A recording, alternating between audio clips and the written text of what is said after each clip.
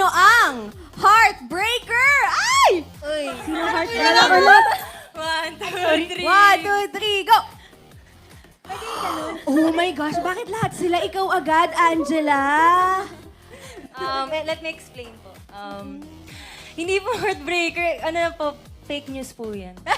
Parang mahirap maniwalang fake news kasi lahat sila ikaw agad, Angela. Ano po kasi ako, kumbaga, mas binavalue ko ang friendship over any... Friend zone daw, friend. Alam mo, teka, parang dapat hindi siya yung tinatanong ko. Hindi ikaw yung mag-explain. Tama, Yung mga tama. tumuro sa'yo. Okay, so, bakit, dito na tayo kay Twin. Sige, Charisse, pakilaglag nga si Angela. Bakit siya ang heartbreaker?